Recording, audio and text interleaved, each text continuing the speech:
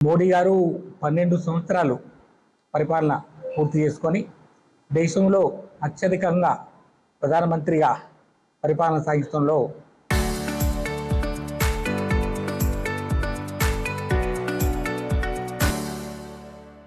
మొట్టమొదటి వ్యక్తిగా ఒక రికార్డు తీసుకొచ్చిన సందర్భంగా దేశంలో ఉన్న అన్ని జిల్లాల్లో కూడా ఈ 12 సంవత్సరాలు సాధించిన విజయం పత్రికా మిత్రులతో ద్వారా ప్రజానికం తెలియజేయడం కోసం చేసిన కార్యక్రమం ఇది.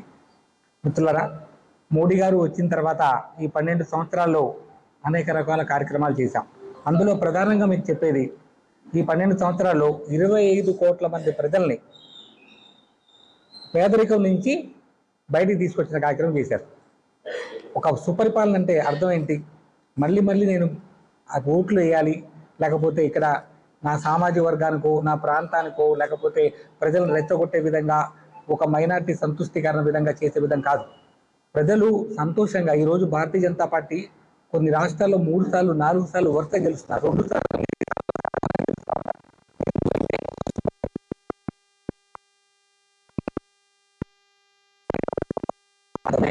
అంత్యోదయ, దేశంలో ఉన్న చిట్ట చివరి వ్యక్తికి ఈ యొక్క ఫలాలు అందాలి అనే ఉద్దేశంతో ఈ రోజున మా యొక్క భారతీయ జనతా పార్టీ ఒక మోడీ గారి నాయకత్వంలో ఎన్డీఏ ప్రభుత్వంలో కార్యక్రమాలు చేస్తూ పోతా ఉంది. దాంట్లో భాగంగానే అనేక రకాల చాలా కార్యక్రమాలు ఈ రోజున చేస్తూ ఉన్నాం. రక్షణ రంగం చూస్తే 7 లక్షల కోట్లు రక్షణ రంగానికి నిధులు కేటాయించడం జరిగింది. ఈ రోజున Bharatiya Janata party టెర్రరిజాన్ని zero tolerance అనే పథకం పేరు మీద, ఆ ఒక విధానం పేరు మీద భారతదేశం మీద ఎవరైనా కన్నెత్తి చూస్తే, కంటికి కన్ను కాదు, మా దేశంలోకి అడుగు పెడితే మీ దేశం లోపలికి వచ్చి మిమ్మల్ని ఈ యొక్క టెర్రరిస్ట్ నెట్వర్క్ మొత్తాన్ని కూల్చే విధంగా ఎయిర్ స్ట్రైక్స్, సర్జికల్ స్ట్రైక్స్, అదేవిధంగా మన ఆపరేషన్ సింధూర్ అనే కార్యక్రమం చేస్తూ ఉంది. మన ఆపరేషన్ సింధూర్లో కూడా మన ఒక మిసైల్స్ కానీ, మన రక్షణ వ్యవస్థ కానీ అంతగా పనిచేయడం కారణం ఏంటంటే, మనం రక్షణ రంగానికి 7 లక్షల కోట్లు కేటాయించడం వల్ల. లేకపోతే ఇంతకుముందు మన పరిస్థితి, తుపాకీలో బుల్లెట్లు కూడా దిగుమతి చేసుకునే వాళ్ళం. వెపన్స్ తయారు చేయడం మాట దేవుడు, వెపన్స్ లో ఉన్న బుల్లెట్లు కూడా మనం దిగుమతి చేసుకునే వాళ్ళం. అలాంటిది ఇప్పుడు మనం మిస్సైల్స్, మన బ్రహ్మోస్ మిస్సైల్ చూసి మిగతా దేశాలన్నీ అబ్బురపోతా ఉన్నాయి.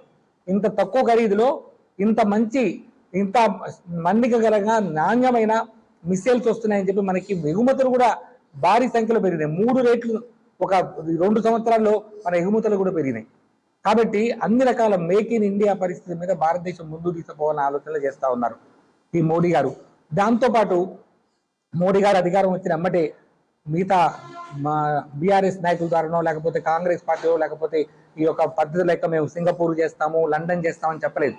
ఇక్కడ భారతదేశంలో మరుగుదొడ్లు లేకుండా బాధపడుతున్న మన ఒక గ్రామీణ మన తల్లులు, వాళ్ళ ఒక ఆడవాళ్ళ యొక్క ఆత్మగౌరవాన్ని దెబ్బతీసే విధంగా ప్రవర్తిస్తున్న ఈ విధానాన్ని ఆయన తీసేసి దాదాపు 16 కోట్ల మరుగుదొడ్లు కట్టించాడు. అది మనకు అనిపించవచ్చు, మరుగుదొడ్లు చిన్న అనిపించచ్చు.